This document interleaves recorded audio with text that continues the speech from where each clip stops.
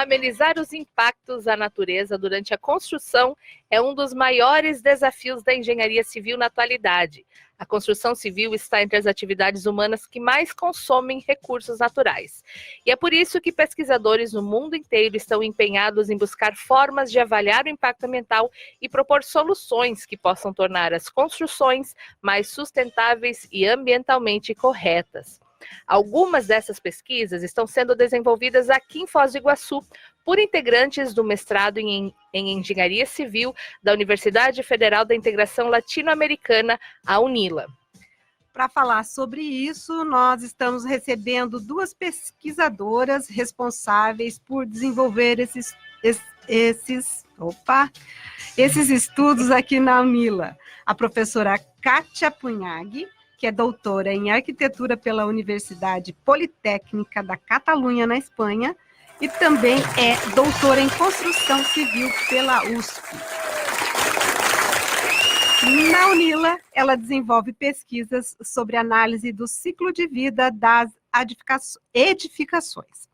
E também a professora Edna Poçan, doutora em engenharia civil pela Universidade Federal do Rio Grande do Sul. Edna realiza pesquisas na área de patologia das construções, materiais de construção e meio ambiente. E também estão conosco dois discentes do mestrado em Engenharia Civil da UNILA, a Thais Aline Soares e o Marcelo Langer. Bom dia a todos, sejam muito bem-vindos aqui à Estação Inova Cities. E eu queria começar a entrevista perguntando para a professora Kátia, por que é tão importante pesquisar sustentabilidade nessa área da engenharia civil e também na arquitetura, que é a sua área? Vamos dizer que é uma grande área do setor da construção ou indústria da construção.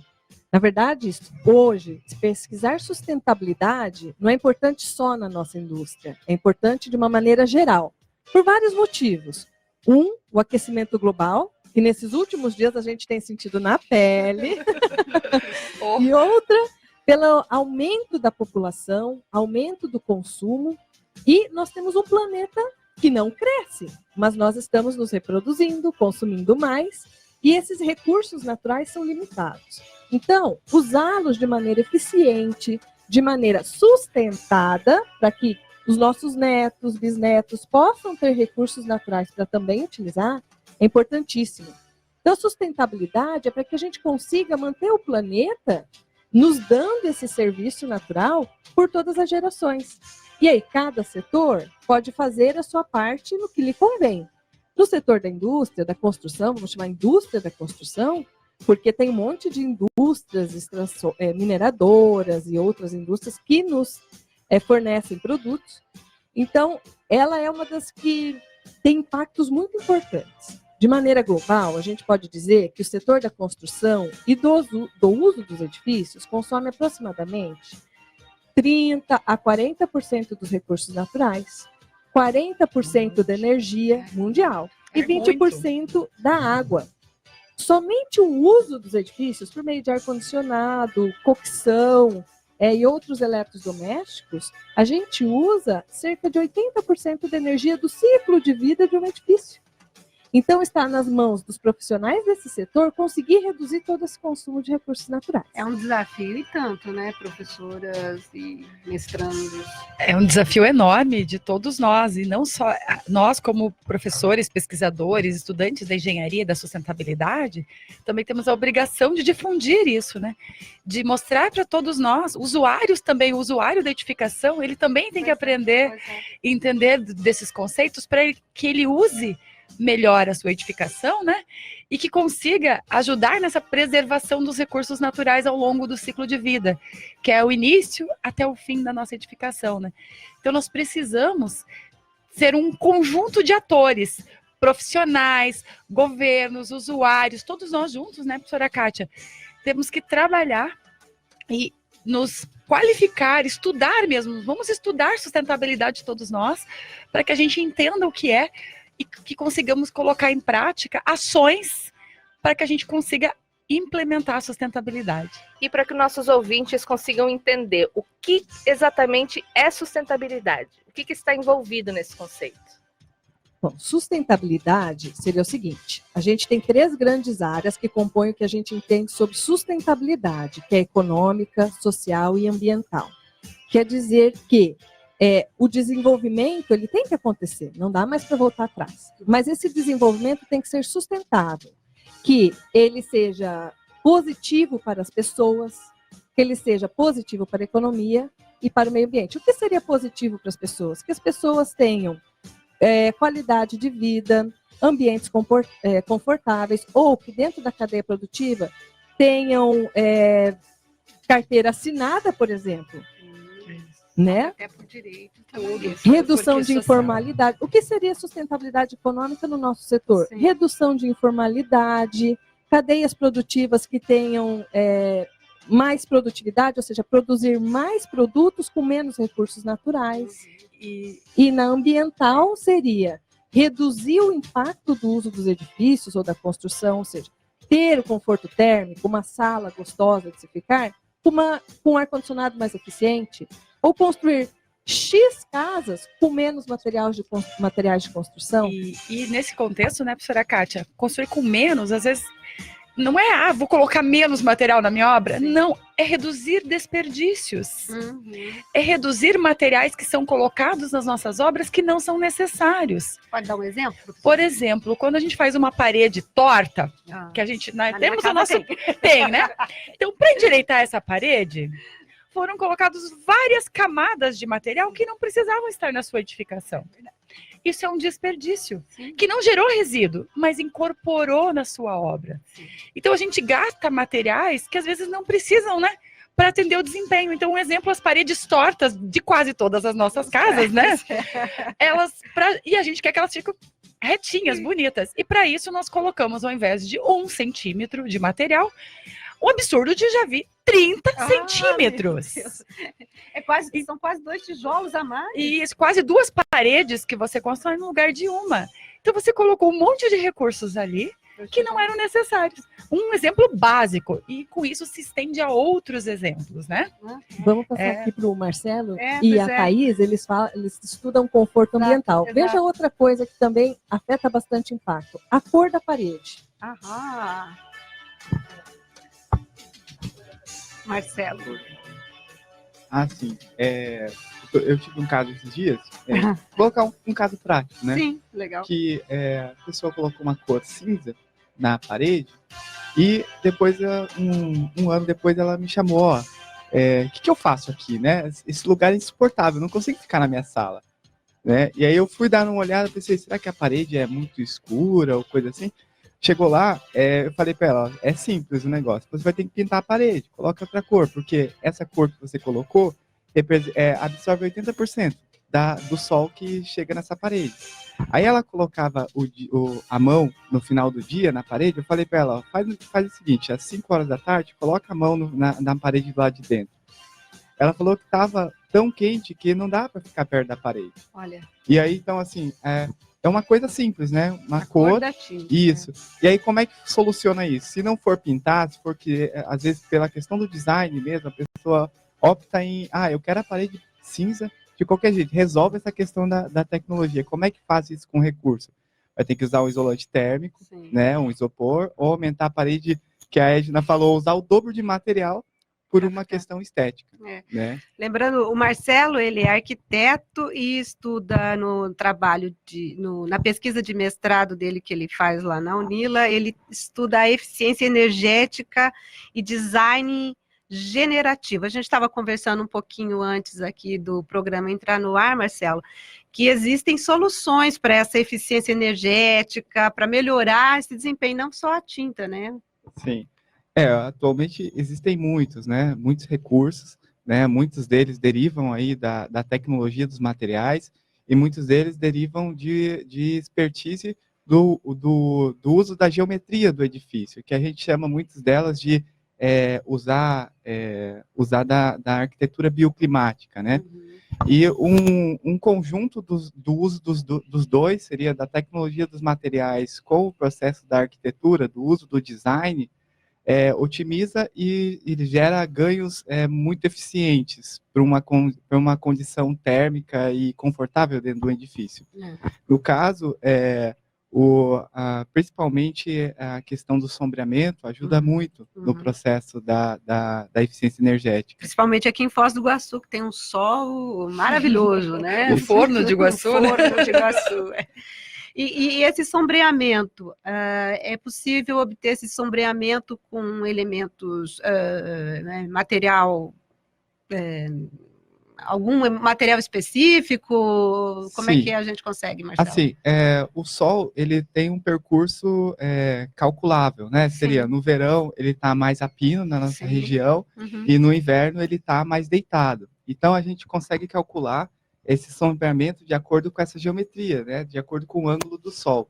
E a gente pode ter vários elementos que podem gerar essa sombra, tanto vegetação quanto o próprio beiral, né? Que é uma coisa antiga que a gente vê ali. Desde o tempo paleolítico, as edificações elas já apresentavam esse elemento, né? Então o arquiteto fazia uso, principalmente, desses elementos que já compõem a arquitetura do local, né? Além de escolher o posicionamento correto para a casa ali, né? Isso também mesmo. ajuda, não ajuda? Ajuda bastante. O posicionamento, principalmente assim, o sombreamento ele está ligado principalmente com um elemento que vai gerar sombra nesse edifício. Sim. Mas a geometria ela está muito relacionada com o quanto de superfície que você orienta para esse sol, né? Porque não é só sombrear, também a edificação é saudável que ela tenha uma condição que absorva um pouco de sol, né? Sim. Para aquecer também durante o inverno, né? Tem inverno, né? Isso, e também para matar micro-organismos dentro do ambiente interno, né? Daí fungos, assim, né? Isso. O famoso mofo. Bolor. Bolor, Isso é né? bacana. A Thaís também é arquiteta e também trabalha nessa questão de troca de calor, né? O trabalho dela é sistema geotérmico, trocador de calor para climatização de ambientes. E ela desenvolve, já tem na prática alguma coisa sendo desenvolvida em relação a isso, né? Conta para a gente, Thaís, o que é que você está estudando?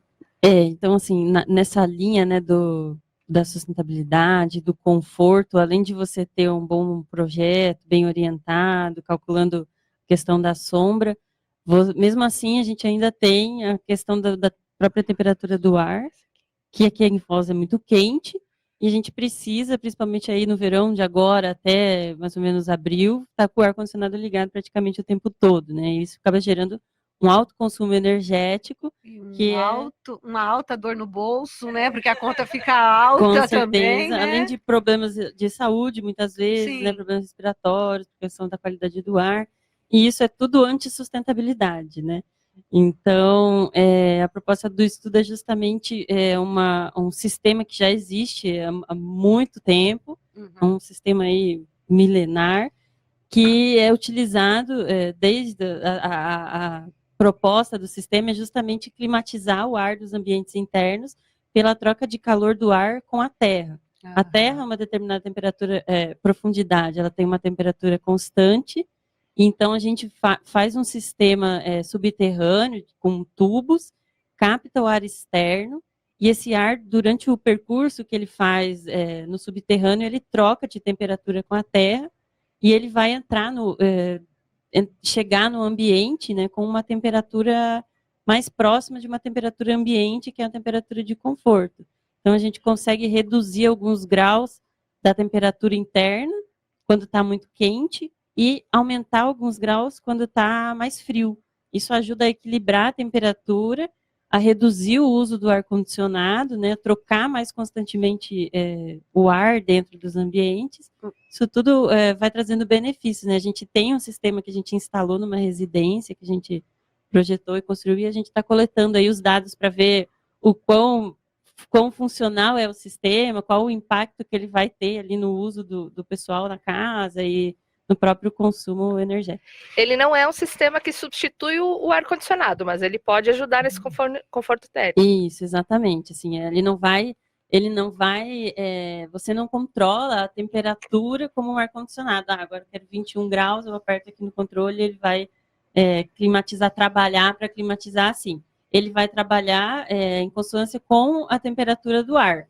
e a relação com a temperatura ambiente. Então, a temperatura da Terra, digamos lá, 19 graus, mais ou menos, a temperatura constante, o ar entra a 40 graus, lá onde o sistema capta o ar, ele vai trocar, e assim, pelos levantamentos que a gente já fez, ele vai chegar a reduzir aí mais ou menos 6, até assim, no máximo 8 graus.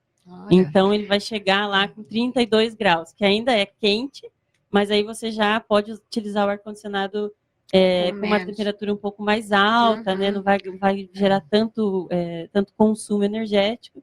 E também você vai ter o benefício da troca, da renovação do ar dentro desse ambiente. Lembrando que, por exemplo, nesse sistema, você vai diminuir os dias de uso do teu ar-condicionado. Os dias que você está com a temperatura de 27 graus, mais amena, com essa troca de calor, você reduz e você naquele dia não liga o ar.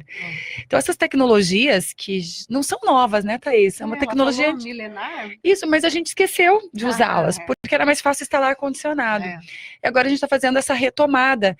Isso mostra a importância dos programas de engenharia ou de arquitetura, dos mestrados, dos doutorados, da pesquisa que veio com a UNILA para a nossa região. A gente está conseguindo fazer estudos, coletar dados que valem para a nossa cidade, para a gente fazer o desenvolvimento da nossa cidade em todos os aspectos, inclusive promovendo o desenvolvimento sustentável, né? Que é o que a gente quer. A gente tem muito trabalho para fazer. Nós, aqui no Brasil, um país em desenvolvimento, nós estamos ainda, né, na base da pirâmide, né, professora Kátia? Nós temos que fazer coisas elementares para conseguirmos a sustentabilidade. Desde reduzir geração de resíduos, reduzir a incorporação inadequada de materiais, utilizar tecnologias não só inovadoras, mas tecnologias já existentes nos nossos projetos, para a gente ir aos poucos melhorando essa usabilidade, essa construção da edificação. Um exemplo aqui bem simples que tem nesse contexto, a gente teve aqui um condomínio residencial habitacional popular, que é o Duque de Caxias, que foi construído e entregue à população de Foz em 2012. E todo mundo sabe que demole ou não demole esse condomínio. Ele tinha 6 anos de vida útil. 6 anos. É coerente uma edificação, que é o sonho de uma pessoa, durar 6 anos? E que custou dinheiro público. Então, sustentabilidade... E recursos naturais também, né? Quando a gente fala em sustentabilidade, isso não é sustentável, isso eu posso te dizer, né? Vamos dizer assim. Porque a gente espera construir edificações com atendimento à vida útil, que é de 50 anos por norma, que aí vem a questão de desempenho, que é o comportamento em uso. Então, quando nós falamos em sustentabilidade, são um conjunto de coisas, inclusive construir corretamente, gente. Não é aceitável que uma edificação com 6 anos de vida útil, como é esse caso, tenha uma recomendação de demolição. Está em judicial ainda a briga? Ok, mas não é aceitável, porque isso destruiu sonhos, está destruindo vidas, incorporou recursos que não estão bem, porque as manifestações patológicas são tantas, que às vezes é mais caro recuperar, então você recomenda a demolição. Então, todas essas questões que estão aqui eminentes no mercado de Foz, são temas da sustentabilidade, ou seja, nesse caso, um exemplo da não sustentabilidade. Pois é. A gente sempre, quando fala em sustentabilidade no Brasil, a gente vai sempre para o foco meio ambiente. Mas isso é bem explicável. Porque nos países desenvolvidos, como eles já têm a questão econômica mais ou menos resolvida, a social também, então para eles implementarem estratégias de sustentabilidade no âmbito social e econômico, é mais simples. E o ambiental também. Nós ainda estamos em desenvolvimento. A gente tem problemas gravíssimos sociais e econômicos. Então, implementar nessas áreas é mais difícil do que implementar na área ambiental. Então, a gente acaba, nós, não só no Brasil, mas os países em desenvolvimento, focando na área sustentabilidade ambiental. Tanto que, quando a gente fala em Agenda 21 mundial, existe a Agenda 21 para países em desenvolvimento. Quer dizer o seguinte, o que está sendo feito em países desenvolvidos, a gente não consegue implantar aqui. Então, vamos trabalhar com a nossa realidade. Então, construção sustentável é o seguinte, resumidamente, a gente pode dizer que é uma edificação que consegue ter maior eficiência energética, consumir menos energia elétrica, consumir menos material, que tenha conforto térmico, que dure os 50 anos, no mínimo, o mínimo, né, que dure 50 anos. Então, são coisas desse tipo. Para nós, a gente tem discutido bastante ultimamente lá no mestrado, que no Brasil a gente começa a implantar sustentabilidade quando, no básico do básico, que é cumprir norma. Não Tá? é isso, né, Kátia? Então, não seria isso. Sustentabilidade não é isso. Sustentabilidade está acima disso. Eu já estou cumprindo norma, eu tenho formalidade no setor, eu tenho legalidade, e aí eu vou colocando coisas plus. Mas no Brasil, o nosso setor da construção é um setor com bastante informalidade, Bem vamos atrasado. chamar assim, né? Com muita não conformidade, quer dizer assim, o cara é legal, ele tem nota fiscal, só que o produto dele não segue a norma, né? E a gente tem as normas que as pessoas às vezes ignoram, porque não tem fiscalização e etc, etc. Então, a gente não vai conseguir fazer coisas muito elaboradas se a gente não começar do começo. Então, como é que seria começar do começo se você quer fazer uma construção sustentável? Isso é legal. Primeira coisa os seus fornecedores têm nota fiscal? Tem CNPJ? Ele é legal? Então vai ter que começar por aí. A sua edificação, o profissional que você contratou, está seguindo as normas? O teu projeto, ou se for grande, né, tem licença ambiental, são coisas obrigatórias, não se trata de sustentabilidade, mas temos que começar por aí. Porque Tem nem trabalho isso, escravo? às vezes, muitas vezes Por segredo, exemplo, né? uma coisa muito, né? Agora vamos tocar no Pontos da fronteira. ponto da fronteira. A mão de obra está formalizada? Tem carteira assinada? Ué, mas- Ou é informal? A gente, A sustentabilidade não pode ser implementada se as coisas básicas não estiverem funcionando, Sim. né? Então, quando a gente fala, você quer ser sustentável, então comece fazendo as coisas corretamente, seguindo a lei, seguindo a norma e coisas do tipo. Aí a gente pode ir para um outro patamar. Isso. E também, junto com todo esse processo, a gente pode dizer que a sustentabilidade, ela inicia já na concepção e projeto. E nós brasileiros, todo mundo aqui no Brasil, nós temos a mania de achar que o projeto não é importante. Daí a gente contrata um desenho, né, gente? Desenho é uma situação, projeto é outra. O projeto, ele tem informação, ele tem horas de dedicação de profissionais de engenharia e arquitetura e de outros agentes envolvidos que elaboram um projeto de uma habitação, de uma edificação voltada a atender às necessidades do usuário. Isso não se faz em 2 meses, né, gente? Você tem uma demora, você tem um estudo, você tem um custo de projeto, você tem que trabalhar nesse projeto para que ele vire, que ele depois, quando ele seja materializado, que é na construção, né, você consiga ter incorporado todas essas suas exigências, inclusive de sustentabilidade. Um bom projeto reduz erros, reduz desperdícios, pode melhorar, você pode trabalhar com os projetos, considerando a arquitetura, aí os arquitetos que trabalham bioclimático, né? Todos esses processos, para que você tenha um melhor uso da energia natural, da luz natural, uma melhor eficiência energética. Mas hoje a gente, na verdade, a gente pode dizer que quase 90% dos da habitação projetos no Brasil é autoconstruída. Isso esbarra também um pouquinho no custo, né, Sim. professora? Mas Aí vamos lá. custo de ciclo, custo ao longo do tempo. Vamos lá, Temos dois exatamente. custos. Existe uma parte da população, quando a gente fala de habitação, que efetivamente Não está pode. fora deste mercado. Né? Depende do poder público para fornecimento de habitação. A outra parte que não depende, que teria condições de contratar engenheiro, o que ele faz? Ele vai gastar, vou chutar baixo, tá? 200 mil ou R$500 mil e não gasta 1% com o projeto. Quer dizer, você está pondo na mão de um profissional que às vezes está cobrando barato, vai fazer de qualquer jeito, porque quer, porque você não tem tempo, porque R$500 mil. E um negócio que vai te encher a paciência, ou vai te dar custo ou passivo durante 50 anos. Por exemplo, quando você resolve fazer, porque é bonito, uma fachada de vidro, toda envidraçada, eu adoro esse exemplo. Que tá na moda, né? Que está na moda. Para o lado oeste, você criou um passivo por todo o ciclo de vida da edificação. Você vai usar mais ar-condicionado, vai pagar mais para a Copel durante 50 anos ou mais. Por quê? Porque você não confiou no profissional que faz a coisa adequadamente. Porque também nós não podemos dizer que, né? Todos fazem como deveriam fazer, porque existe uma competição, às vezes, desleal, e a pessoa, né, acaba entrando nisso aí. Então, existe o custo do profissional, que se você comparado com o custo da obra, é mínimo, Sim. né? E existe o custo ao longo do ciclo de vida, Que às vezes você, por pintar de uma cor inadequada, por ter uma geometria inadequada, uma implantação inadequada, uma cobertura, você cria um passivo que você vai pagar como uma prestação a longo prazo. Se você somar isso, paga 10 vezes o engenheiro arquiteto que você contratar. né? Mas nós não temos esse costume de fazer esses custos ao longo do ciclo de vida. A gente vê muito o custo inicial, a maioria dos construtores, os incorporadores. E cabe a nós, profissionais, mostrar esse custo ao longo do ciclo de vida. E para fazer isso, a gente tem que ter conhecimento, né, gente? O que vocês acham? O Marcelo e a Thaís trabalham assim, né? Para convencer o cliente desses benefícios ao longo do ciclo de vida. Então, assim, é uma questão de mudança mesmo de paradigma. Do profissional que tem que saber conhecer, orientar e saber diluir esse custo ao longo do ciclo de vida, e do cliente ouvir e entender esses processos. Tem clientes que ouvem, isso é muito legal, isso é muito bacana.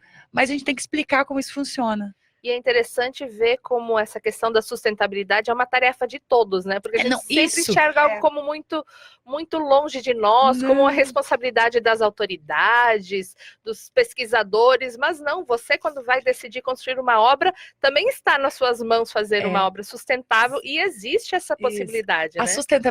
sustentabilidade só pode ser alcançada coletivamente. Ela é um processo de mudança coletiva. Nós temos que aprender, estamos cada vez mais tendo que viver no coletivo, e só conseguiremos a sustentabilidade de forma coletiva. Do contrário, é muito difícil. Por exemplo, o Acordo de Paris. Nós temos lá 195 países assinando o acordo. Mas se esses países, todos juntos, não trabalharem para reduzir as suas emissões, não vai funcionar. Agora nós temos também os ODS, né, da ONU. São 17 Objetivos para o Desenvolvimento Sustentável e 169 metas.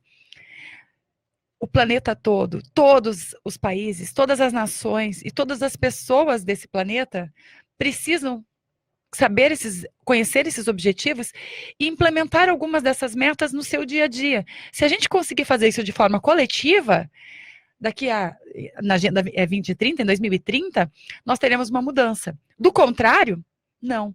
Então, nós temos que entender que o planeta é nosso, de todos nós cidadãos que habitam esse planeta Terra, né? Não adianta pensar que a gente vai mudar para Marte, está muito longe ainda, né? Tem muita tecnologia até lá. Nós vivemos no planeta Terra. E esse planeta precisa que todos nós, habitantes desse planeta, façamos pequenas ações conjuntas. Bacana.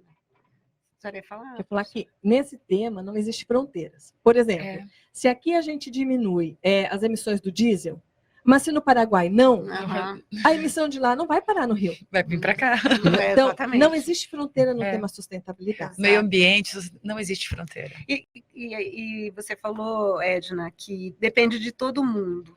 E voltando aí para questões práticas do dia a dia, daquele ouvinte que está nos ouvindo lá e vai começar a construir. Isso também já passou pelo projeto. Então, ele já sabe que se ele investir um pouco mais no projeto, ele vai ganhar ao longo da vida, até pode vai recuperar esse investimento. Vamos dizer com assim. certeza vai. Mas na obra, e a gente vê muito isso, é muito entulho, é muito resíduo, é muita coisa que é jogada fora e que eu não sei, a gente está reciclando reutilizando esse resíduo? Isso vai depender muito do teu projeto. Então, a quantidade de resíduo que é gerado numa obra depende das características do projeto. Um projeto bem definido, bem estudado, geralmente não tem resíduo.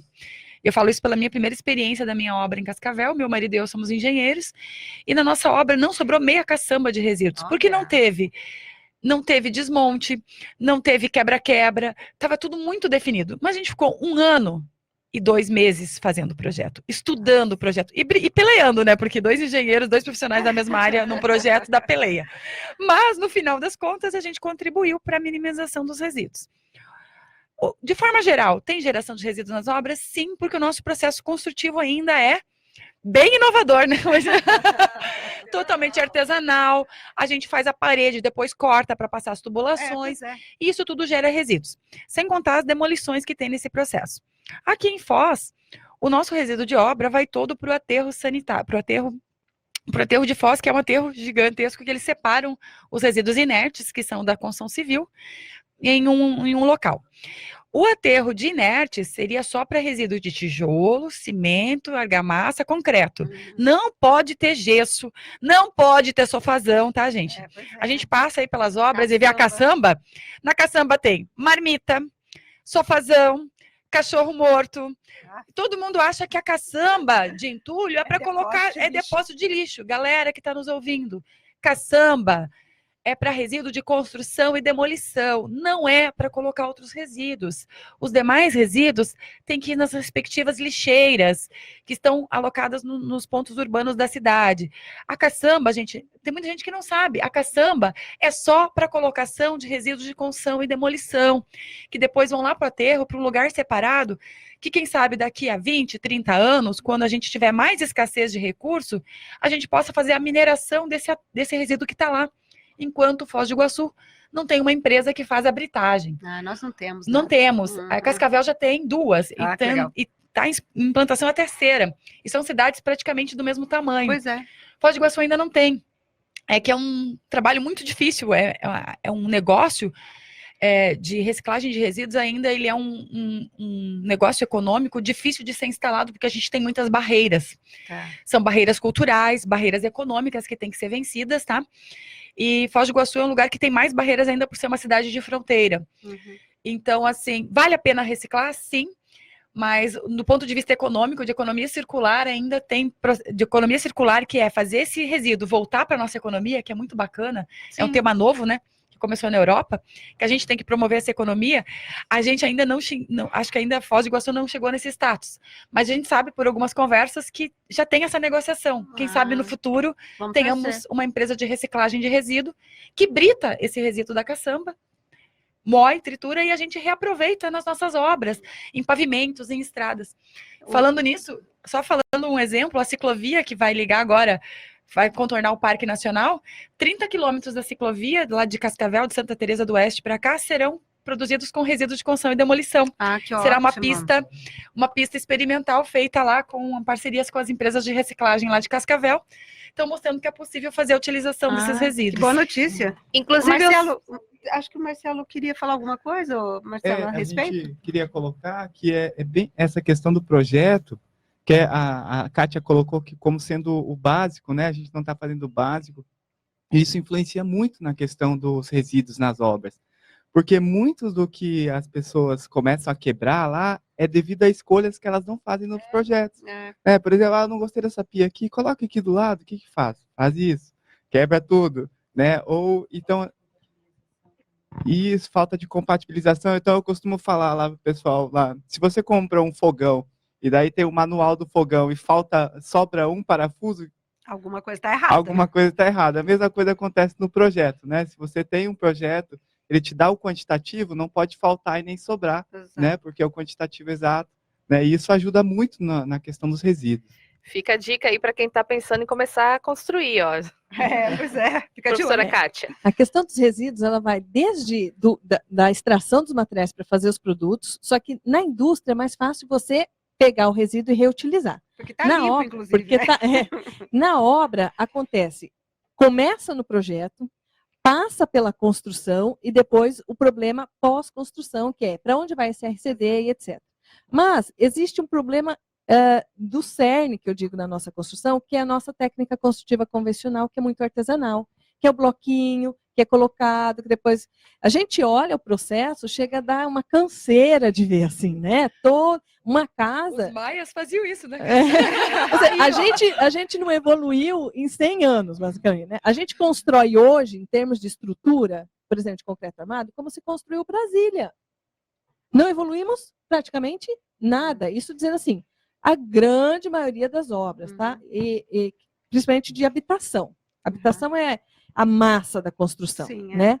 E aí, o que acontece? A gente fez um estudo lá na Unila, porque para fazer a estrutura de concreto armado, você precisa de uma caixaria de madeira. E a gente fez uma pré-estimativa. A cada 2 casas de alvenaria construída, você gasta um tanto de madeira que daria para construir uma casa de madeira. Pois é. Então, a cada 2 casas de alvenaria, você joga uma casa de madeira fora. E joga fora. Fora. Não é aproveitada para mais nada. Não é. a qualidade da madeira das caixarias é muito baixa hoje. Então, você não consegue, às vezes, nem reaproveitar na própria obra algumas madeiras. Mas extraiu da natureza. Extraiu Ou da seja, natureza. já... A vantagem é que a madeira é um material, né, renovável, vamos dizer assim, que a gente tem esquecido dele. Mas o problema é que a gente está usando só para fins, né, não duráveis nas obras. A gente quase não constrói casas em madeira. Por quê? A Kátia aí pode nos dizer. Por que mesmo? Na verdade, existe primeiro uma questão cultural, né? Que é a gente ainda tem uma questão cultural menos afetada no sul do Brasil, mas na maior parte do Brasil, as casas de madeira são vinculadas a casas de baixo padrão, ou que são de madeiras aproveitadas, palafita, favela e etc. Né? Porque a gente pega no Rio Grande do Sul, Paraná e Santa Catarina, exemplos de habitações de madeira do final do século XIX, ou começo do século XX, que estão lá, né? Então, tem uma questão cultural, uma questão estética. Hoje, não, né, com aquelas paredinhas de mata junta, não passa na norma de desempenho, porém, porque ela só tem 2,5 centímetros, né? A gente teria que fazer ela mais, ou com câmara de ar, ou com mais espessura, né? Mas a gente tem tecnologias hoje que a gente chama de madeira engenheirada, que não é madeira que você pega e põe lá, você faz uma engenharia com ela. Então a gente tem os laminados colados, cruzados colados, que a gente hoje tem a madeira laminada cruzada colada, que é um sistema construtivo, e nós temos edifício de 18 andares. Com esse material? Com esse sistema construtivo, usando madeira. Então, madeira, no Brasil, ainda está sendo visto como um material do passado, porém, outros mercados fora daqui já vêm como material do futuro. Hoje, a gente identificou que existe uma competição entre os países desenvolvidos para ver quem faz o arranha-céu mais alto em madeira. Por quê? Madeira renovável, dá para plantar, absorve carbono, mantém esse carbono lá guardadinho, sem ir para a atmosfera durante seu ciclo de vida. Então, no Brasil, nós temos hoje 3 empresas que começaram a trabalhar com esse sistema. E a gente espera que a gente saia do sistema construtivo artesanal e vá para o industrializado. Não necessariamente precisa ser madeira, porque cada material tem sua característica que deve ser usada conforme sua característica. Não adianta dizer que madeira serve para tudo, nem que aço serve para tudo. Cada material com a sua especificidade usada da melhor maneira possível. Então, para conseguir a sustentabilidade, a gente também vai ter que passar pela industrialização. Vamos ter que todo mundo voltar para a escola para estudar todos os processos, gente. Nossa! Todos nós. E não só da engenharia, isso vale para tudo, gente. Pois é, né? É educação. É educação ambiental. É questão cultural, como vocês estão colocando muito. Mas a gente tem uma frase lá no mestrado que a gente está usando bastante. A gente tem muito problema e muita dificuldade? Que bom. Tem. Mas dificuldade é oportunidade. Pois é, né? São objetos de pesquisa ainda, né? Não, oportunidade de abrir nicho no mercado. Ganhar dinheiro. Onde tem problema, tem oportunidade. A questão é como a gente vê o problema. O problema não pode ser um entrave. A sustentabilidade é difícil de implementar? Se vista como um problema, sim. Se vista como uma oportunidade, como um desafio. Veja bem, a questão lá usa xicrinha de café ou não? Lava ou não lava? Tem impacto ou não tem impacto? Teve uma pessoa que teve uma sacada e falou, bom, vamos acabar com esse negócio de ficar lavando xicrinha? Então ele fez, sabe aquela casquinha de sorvete? Ele fez uma xicrinha de café, que é uma casquinha de sorvete. Tomou o café, come a xícara. Não tem resíduo. E é uma delícia ainda, né? Tem chocolate por dentro. Então fica bem gostosinho. Bom, mas vamos voltar aqui para a área de construção. Eu sei que tem várias pesquisas na Unila sendo realizadas sobre essas temáticas. Professora Kátia, eu queria que você contasse rapidamente o que você está coordenando e desenvolvendo lá na Unila sobre esse assunto. Nós estamos trabalhando na linha de materiais e ecoeficiência e na linha de construção e sustentabilidade. Então, a gente tem trabalhos com resíduos, aproveitamento de resíduos, com minimização dos espaços habitáveis, ou seja, né, quanto de espaço habitável a gente precisa, conforto ambiental, eficiência energética, avaliação do ciclo de vida, captura e emissões de CO2, self-healing, que é a autocicatrização do concreto. Bactérias que curam o concreto. Já imaginou que legal? Nossa, legal. Um projeto, e a maioria são projetos interdisciplinares, que a gente não trabalha sozinho, nós trabalhamos com apoio. Então, nesse projeto do Self-Healing, por exemplo, tem uma farmacêutica que trabalha com a gente, e na sequência, provavelmente, vem um professor da biologia. Então, precisamos, né? É Sustentabilidade assim que a gente vai conseguir Não é alcançar uma área novos... só, é né? Não. interdisciplinaridade. Não É. tem como fazer sustentabilidade sem interdisciplinaridade. conta mais pra nós o que é esse self-healing aí, como é que funciona? Então, assim, o self-healing nada mais é que a autocura, a autossecretização de materiais. Então, é um tema recente e que ele basicamente tem vários tipos de self-healing, mas o que nós estamos trabalhando é com bactéria. Existem micro-organismos, bactérias ou fungos, que podem, ao longo dos seus processos metabólicos, biológicos, como eu falo, né, consumir alguns materiais e elas liberam nos seus processos metabólicos carbonato de cálcio. Carbonato de cálcio é um composto que tem um volume físico grande, né, vamos dizer assim, que consegue preencher fissuras. Então, aquelas microfissuras que ninguém gosta nas suas casas, que são as nossas patologias, né, as nossas manifestações patológicas, podem ser consertadas com bactérias que ao longo do tempo nós já instalamos elas na construção e elas vão fazendo essa autocura, essa autocicatrização dos materiais. Olha. É isso que é o self-healing, que são pesquisas que visam melhorar as nossas edificações, reduzir manifestações patológicas e aumentar a vida útil. E como a é que está o durabilidade. estado dessa pesquisa? Já tem algum Está produto? embrionários, Tá embrionário. Estamos trabalhando, começando a mexer com as bactérias, trabalhar o desenvolvimento delas. Para o começo do ano que vem já teremos os primeiros resultados para mostrar para vocês.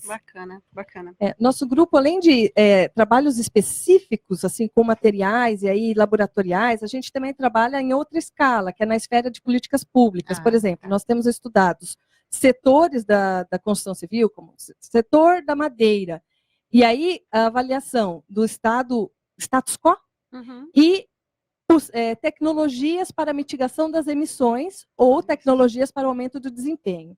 A gente fazendo essa avaliação do ciclo de vida do setor, a gente consegue identificar onde o governo tem que fazer políticas públicas para implementar desempenho e mitigação das emissões de CO2.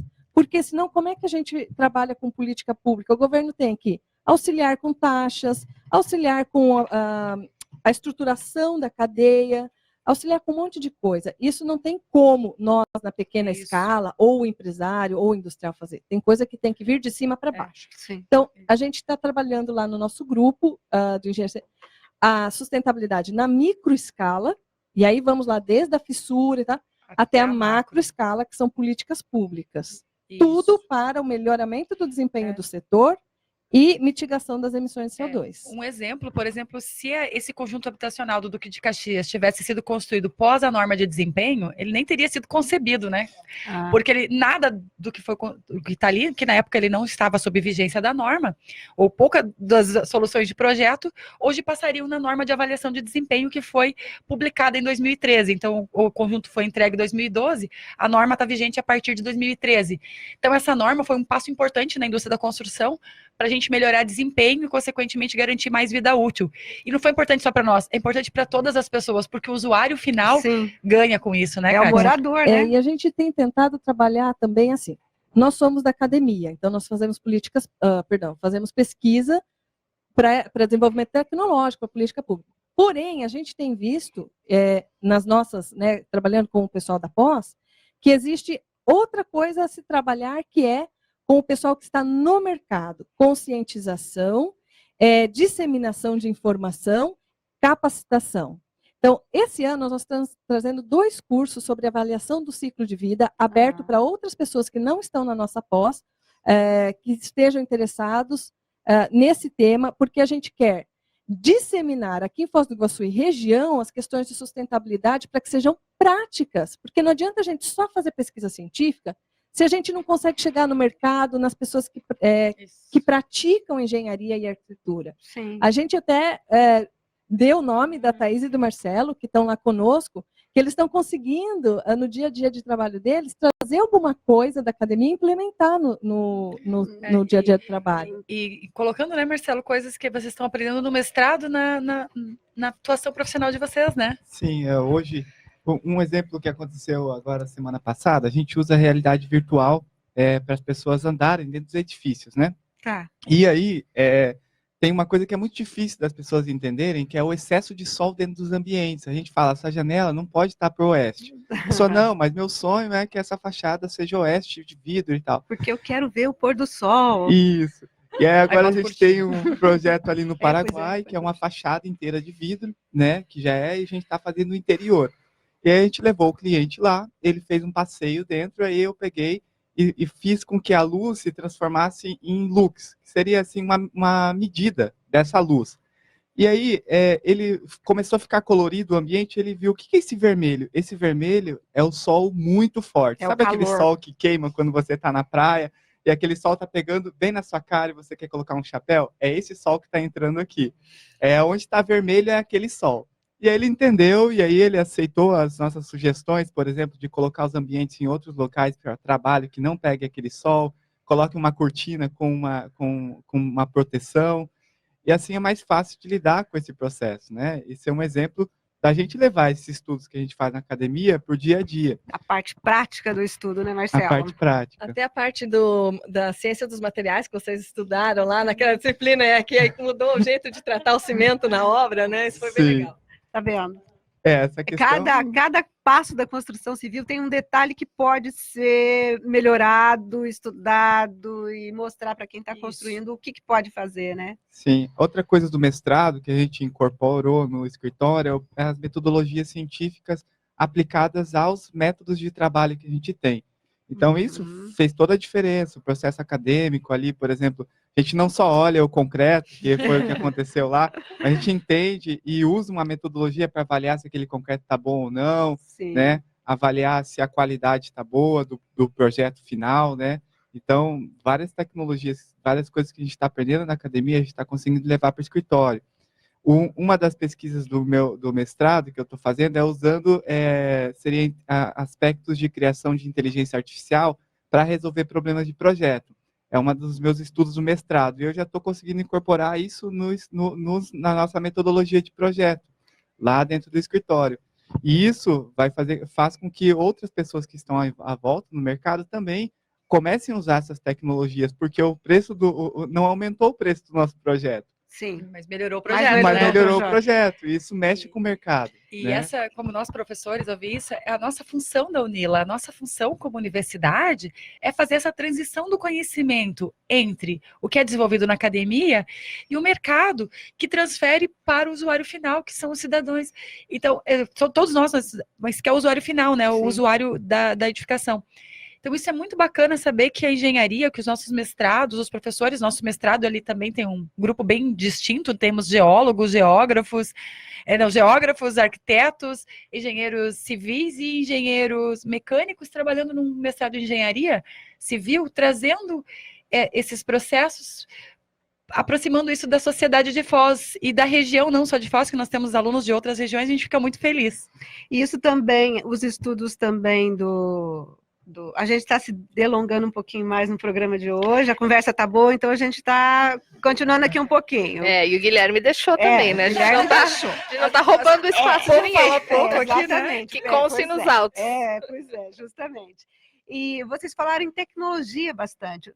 Percebe-se que o setor da construção está cada vez mais buscando tecnologias, ou, né, elas vêm, como é que está esse cenário? Você falou inteligência artificial, quer dizer, como é que se dá isso, né? A gente tem visto o avanço tecnológico não visto em outras épocas, né? Em poucos anos, em décadas, nas últimas décadas, a gente tem tido um avanço tecnológico no nosso setor impressionante, né? Então, hoje a gente tem realidade virtual, programas que a gente fala no BIM. O BIM é um Modeling Building Information, que na verdade você faz não mais o projetinho em 2D, senão você modela ele com todos os projetos complementares, né? E aí você já vê os problemas antes de ir para a obra.